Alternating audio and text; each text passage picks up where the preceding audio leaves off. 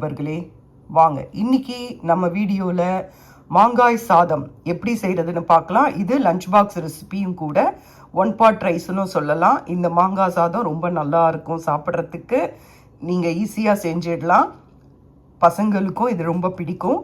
இப்போ நம்ம ஊரில் இது சீசன் டைமு, அதனால் நீங்கள் மாங்காய் சாதம் செஞ்சு பாருங்கள். சீவலில் இந்த மாதிரி சீவலில் நல்லா மாங்காவை சீவிக்கோங்க. நான் 1/2 கப் சாதம் எடுத்துருக்கிறேன். அதுக்கு ஒரு மீடியம் சைஸ் மாங்காவை நல்லா துருவி வச்சுருக்கேன். வாங்க பார்க்கலாம்.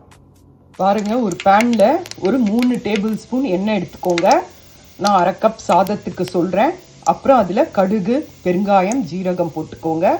அதுக்கப்புறம் கடலைப்பருப்பு, உளுத்தம்பருப்பு, கறிவேப்பிலை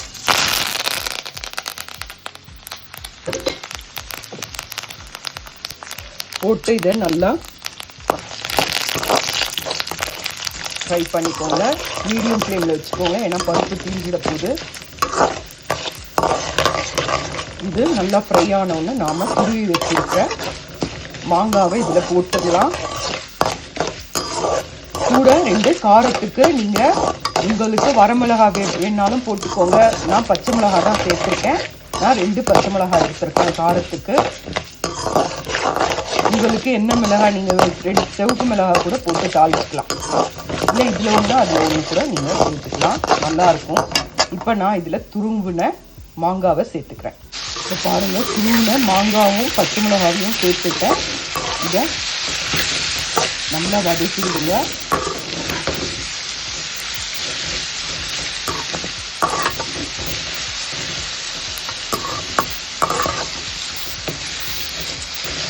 நாலா பக்கமும் நல்லா கலரி கொடுத்து நல்லா வதக்கிடுங்க. நீங்கள் சாதத்தில் உப்பு போட்டிருந்தீங்கன்னா இதில் லைட்டாக கொஞ்சம் உப்பு போடுங்க. சாதம் உப்பு இல்லாமல் செஞ்சீங்கன்னா இதில் உப்பு சேர்த்துக்கோங்க தேவையான அளவு. இது வதங்கிட்டோங்க.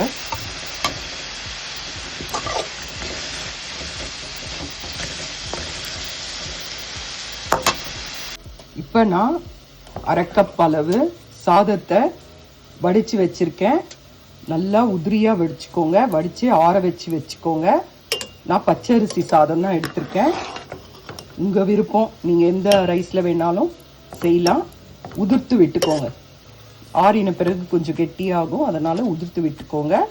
நல்லா குழையாமல் நல்லா பதமாக வடிகட்டி வச்சுக்கோங்க.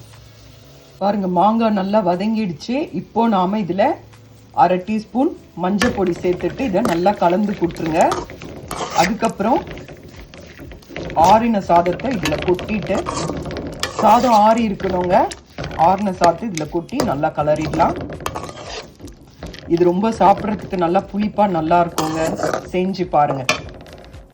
பாருங்கள், ஆறின சாதத்தை இதில் கொட்டியாச்சு. இப்போ இதை நல்லா கலந்து கொடுங்க.